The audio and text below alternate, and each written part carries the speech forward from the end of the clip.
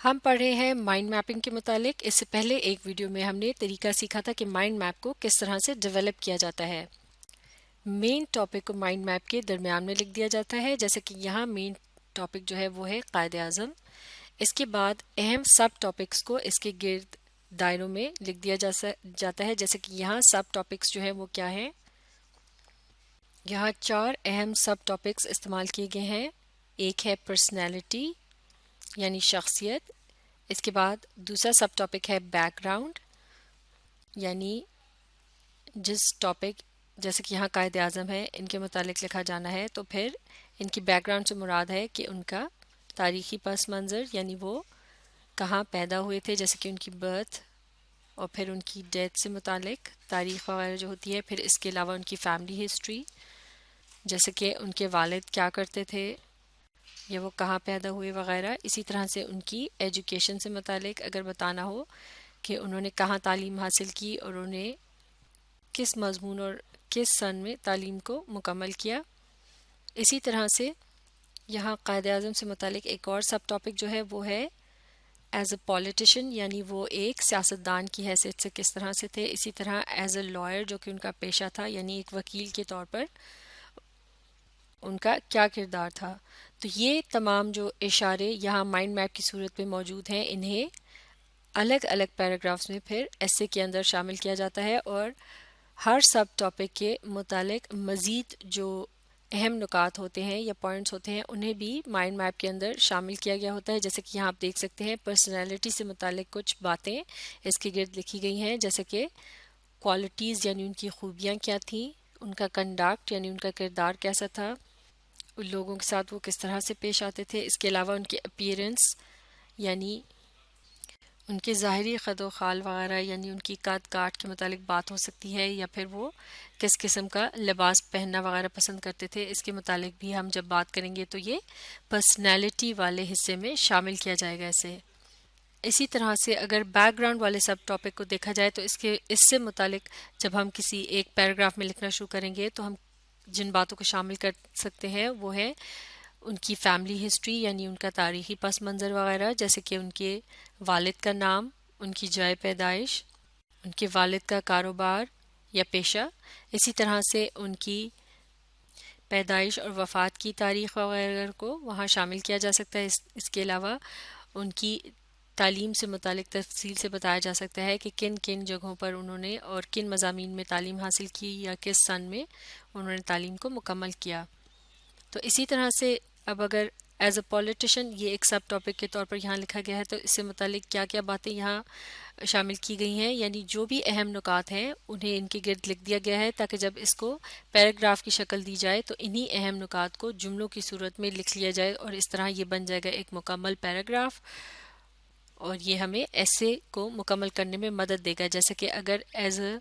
Politician यानी एक सियासतदान के लिहाज से कायद अज़म का किरदार देखा जाए तो उनमें इन बातों को यहाँ शामिल किया गया है कि वो बहुत हार्ड वर्किंग थे, यानी मेहनती थे।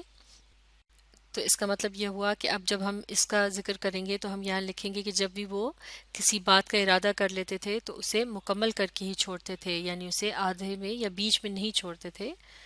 और उस बात को पूरा करने के लिए वो लगातार मेहनत करते थे। जैसे कि उन्होंने बड़े सगीर के तमाम मुसलमानों को एक झंडे के नीचे जमा करने के लिए बेइंतहा मेहनत की और उसके लिए वो बहुत से अहम लोगों से भी मिलते और जगह जगह जाके आम लोगों से भी मिलते और उन जलसे वगैरह करते और अपनी तकरीरें वगैरह करके उन्हें कायल करने की कोशिश करते और उन्होंने इस मकसद को हासिल करने के लिए पूरे बड़े सगीर का सफ़र भी किया। इसके अलावा इस मौके पर यानी इस पॉइंट से मुतालिक ये जो सब टॉपिक है एज अ पॉलिटिशियन जो अहम बात शामिल की जा सकती है वो है ब्रेव, यानी वो बहुत बहादुर थे, यानी वो बहुत निडर थे और हिंदुओं और अंग्रेज़ों दोनों की मुखालफत के बावजूद उन्होंने अपनी कोशिश जारी रखी। तो अब इस पॉइंट को जब हम ऐसे में शामिल करने के लिए माइंड मैप के अंदर इशारतन लिखेंगे तो सिर्फ लफ्ज़ ब्रेव लिख देना ही काफ़ी होगा और इसकी मदद से हमें वो तमाम पॉइंट जहन में आ जाएंगे जब हम ऐसे को लिखना शुरू करेंगे। इसी तरह से एक और अहम पॉइंट जो यहाँ लिखा गया है वो है सिंसियर, यानी वो बहुत ज़्यादा मुखलिस थे। वो जो काम भी कर रहे थे वो अपने लिए नहीं बल्कि दूसरों की भलाई के लिए कर रहे थे और फिर उन्होंने अपने سیاسی کردار کو جس چیز کے لیے استعمال کیا وہ تھا ہی پروٹیکٹڈ رائٹس آف مسلمز، یعنی انہوں نے مسلمانوں کے حقوق کے تحفظ کے لیے یہ تمام محنت کی یا یہ جنگ لڑی، یعنی یہ کوشش کی، اور پھر بالآخر وہ اس میں کامیاب ہو گئے. And one freedom for Muslims, یعنی مسلمانوں کو ایک آزاد ملک دلانے میں وہ کامیاب ہو گئے. اسی طرح سے اس طرح سے یہ جو سب ٹاپک تھا ایز اے پولیٹیشین، اس کے اہم نکات کو سامنے رکھتے ہوئے اسے اب بڑی آسانی کے ساتھ ایک پیراگراف میں تبدیل کیا جا سکتا ہے. پھر اسی طرح سے Quaid Azam as a lawyer, اگر اس پوائنٹ کو لیا جائے جو کہ ایک سب ٹاپک ہے، تو اس کے مزید جو پوائنٹس یا اشارے یہاں اس مائنڈ میپ میں شامل کیے گئے ہیں وہ اس طرح سے ہیں کہ ایز اے لائر وہ بہت سکسیزفل تھے، یعنی کامیاب تھے، اور وہ بہت پاپولر یعنی مشہور بھی تھے. گاٹ فیم ارلی، یعنی انہیں بہت جلد بہت زیادہ شہرت نصیب ہوئی تھی. اور اب یہاں ہم ایک اور اہم پوائنٹ بھی شامل کر سکتے ہیں کہ ان تمام چیزوں کو انہوں نے used it to help others, یعنی انہوں نے ان تمام جو ہے اپنی خوبیوں کو استعمال کیا دوسروں کی مدد کے لیے، نہ کہ صرف اپنے فائدے کے لیے. تو اب ہم اس مائنڈ میپ کی مدد سے بڑی آسانی کے ساتھ ایک ڈسکرپٹیو قسم کا ایسے لکھ سکتے ہیں. ڈسکرپٹیو قسم کے ایسے سے مراد ہے جب آپ تفصیل سے کسی کے متعلق بتاتے ہیں، اور چونکہ یہاں جو ٹاپک دیا گیا ہے قائد اعظم یہ ایک حقیقی شخصیت ہے، لہٰذا یہ ایک قسم کا نان فکشنل ایسے کہلایا جائے گا، یعنی جو حقیقت پر مبنی ہو. اور چونکہ یہ ایک شخصیت کے متعلق ہے لہٰذا یہ ایک کیریکٹر اسکیچ بھی کہلایا جا سکتا ہے، یعنی ایک شخصی خاکہ، یعنی ایک ایسا مضمون جس میں ہم کسی شخصیت کے متعلق تفصیل سے لکھتے ہیں، یعنی ہم بتاتے ہیں ان کی شخصیت کی خوبیوں وغیرہ کے متعلق، ان کے تاریخی پس منظر کا بھی ذکر کرتے ہیں، اور پھر یہ بتاتے ہیں کہ انہوں نے اپنی زندگی میں کیا اہم باتیں کی یا وہ کن باتوں کی وجہ سے مشہور تھے. تو یہاں اس طرح سے مائنڈ میپ بنا لینے سے ہمیں ایسے لکھنے میں بہت زیادہ مدد مل سکتی ہے، خاص کر کے انٹروڈکشن لکھنے میں. انٹروڈکشن کے اندر ہم ان تمام اہم جو سب ٹاپکس ہیں ان کو شامل کریں گے، جیسے کہ ہم انٹروڈکشن میں لکھ سکتے ہیں کہ قائد اعظم جو ہے وہ بر صغیر کے ایک عظیم لیڈر تھے جن کی پرسنالٹی یعنی شخصیت کو ہر کوئی پسند کرتا تھا. وہ ایک کامیاب وکیل ہونے کے علاوہ ایک بہت ہی مضبوط اور مخلص سیاستدان کے طور پر سامنے آئے، اور انہوں نے مسلمانوں کی تقدیر بدل کر رکھ دی. تو آپ نے دیکھا کہ کس طرح سے ہم نے اسی مائنڈ میپ میں سے اہم سب ٹاپکس کو شامل کرتے ہوئے انٹروڈکشن کو مکمل کیا. اسی طرح سے مائنڈ میپ کی مدد سے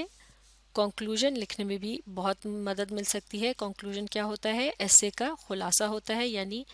آخری چند الفاظ جس میں آپ اپنے ایسے کا نچوڑ لکھتے ہیں. تو اس کو لکھتے وقت بھی ہم مائنڈ میپ کو سامنے رکھتے ہوئے تمام اہم نکات کو چن کر اس میں شامل کر سکتے ہیں. جیسے کہ قائد اعظم سے متعلق اس ایسے کے آخر میں یا کنکلوژن میں ہم یہ لکھ سکتے ہیں کہ قائد اعظم نے بہت ہی مشکل حالات میں اور بہت سخت مخالفت کے باوجود اپنی محنت اور سچی لگن سے تمام مسلمانوں کو اپنے حق کے لیے کھڑا ہونے پر قائل کر دیا، اور بالآخر انہوں نے اپنی اچھی شہرت اور اچھی تعلیمی قابلیت کو استعمال کرتے ہوئے اور دلیری سے کام لیتے ہوئے اپنے مقصد کو حاصل کر لیا، اور وہ بر صغیر کے مسلمانوں کو ایک آزاد ملک دلانے میں کامیاب ہو گئے. تو آپ نے دیکھا کہ ایسے شروع کرنے سے پہلے ایک مائنڈ میپ بنا لینے سے ہمیں کتنی مدد مل سکتی ہے، اور ہم بڑی آسانی کے ساتھ اپنے خیالات کو ترتیب دے سکتے ہیں. مائنڈ میپ کی مدد سے ہم یہ بھی اندازہ لگا سکتے ہیں یا پہلے سے ہی یہ طے کر سکتے ہیں، اور یہاں ہم نمبروں کی صورت میں لکھ سکتے ہیں کہ کس پوائنٹ کو ہم نے پہلے شامل کرنا ہے، جیسے کہ پرسنالٹی یا پھر بیک گراؤنڈ کو اگر پہلے نمبر پر شامل کرنا ہو اور پھر پرسنالٹی کے متعلق لکھنا ہو، تو اسی طرح سے ہم یہاں نمبر لکھ دیں گے تاکہ ایسے لکھتے وقت ہمیں آسانی ہو، اور پھر ہم اسی ترتیب میں مختلف پیراگرافز میں ان سب ٹاپکس کو تفصیل کے ساتھ لکھتے چلے جائیں. اور اسی طرح سے انٹروڈکشن اور کنکلوژن لکھتے وقت بھی اس مائنڈ میپ کو سامنے رکھنے سے ہمیں ہماری یاد دہانی ہو جائے گی کہ ان اہم نکات کو بھی ہم نے اس کے اندر شامل کرنا ہے. اب ہم اگلی ویڈیو میں اسی مائنڈ میپ کی مدد سے قائد اعظم کی شخصیت کے متعلق ایک डिस्क्रिप्टिव ऐसे लिखने का तरीका सीखेंगे। तो अब आप इस वीडियो को रीप्ले कीजिए और इसके साथ साथ पढ़ने और समझने की कोशिश जारी रखिए।